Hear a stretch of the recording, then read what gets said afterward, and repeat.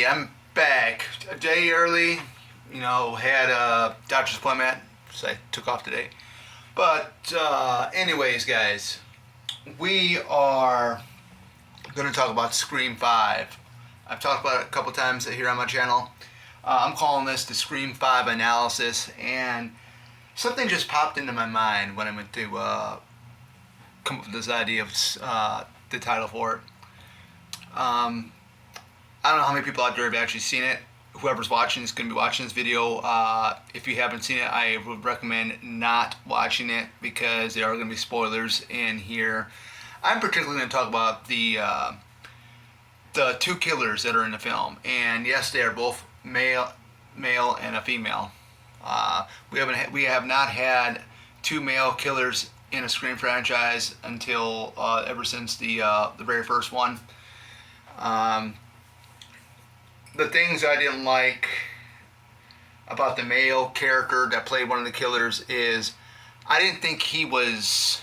he comes from a famous family. He comes from a very famous family. He's got a very famous mom and dad. I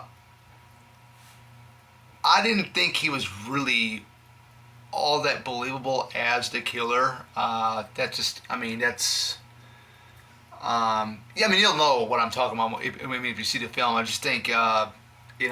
on the likes of Billy Loomis was more believable as a character, a deranged, psychopath. You can actually see that in the very first film.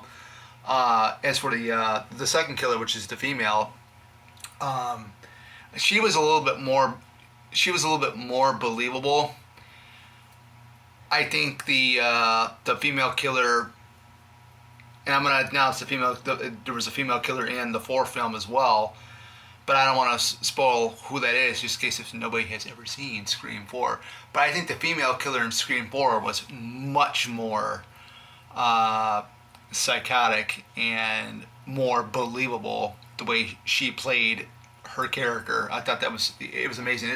I went back and I watched Scream 4 about a couple weeks ago, and I'm actually learning to appreciate that film more and more, because when it first came out, I was like, oh, this is a little different. I mean, it's been 10 years since the third movie came out, it's a new decade, new rules thing. That's what the tagline was. But between the two killers in Scream 5, I think the female was much more believable than the male killer was. I just think the actress brought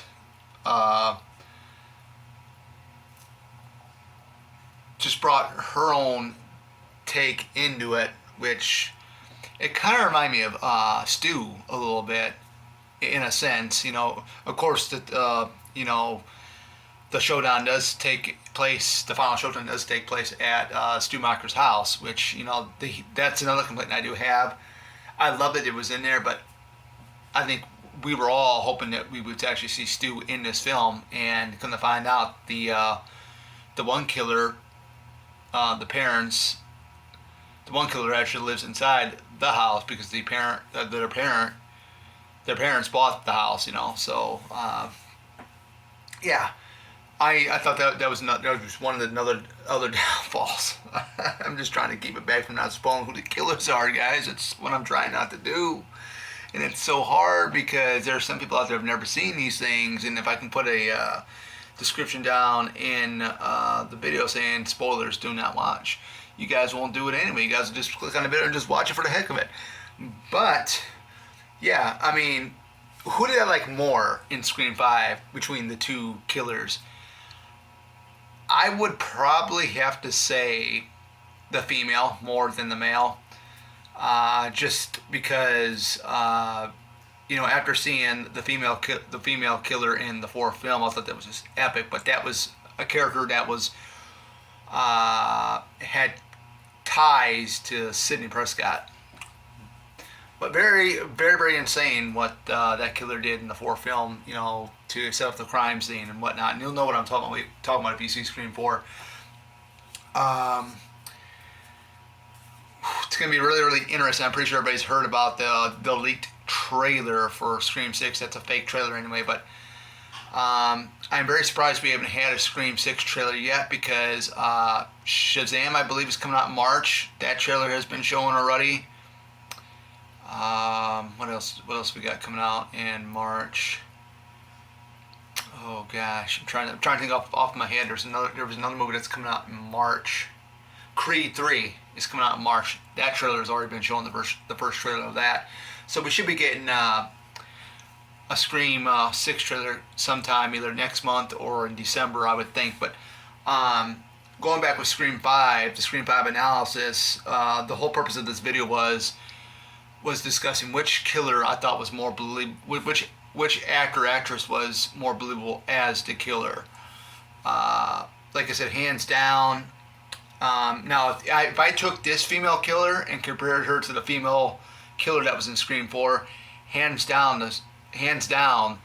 the female killer in Scream 4 would top the female killer in Scream 5. I'm just saying that. I mean, if everybody has seen Scream 4, you guys will know what I'm talking about.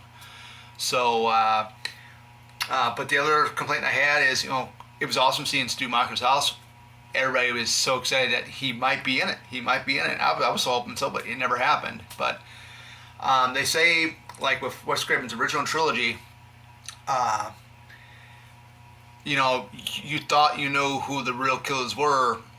We get to the third film, and it ends up becoming, Sydney's long lost brother that she never knew she had. So maybe they're gonna do Stu for Scream 7. We don't know yet. Nobody knows. Some fans are like, I don't know about it. I'm all for it. I'm all for it if it doesn't happen, but I think it would be cool because that'd be another, crazy plot twist like they did with Scream 3. But other than that, guys, that is it. I do got a video review that I'm probably gonna think about doing tomorrow. Because there's definitely gonna be a video tomorrow, but I'm thinking about doing the 1982 film by Wes Craven, Swamp Thing. So I don't own the film. We'll just watch it on the streaming. I think it was on Tubi, and I really enjoyed it. But we'll talk about it, and that'll be it. So here we are, midweek, guys.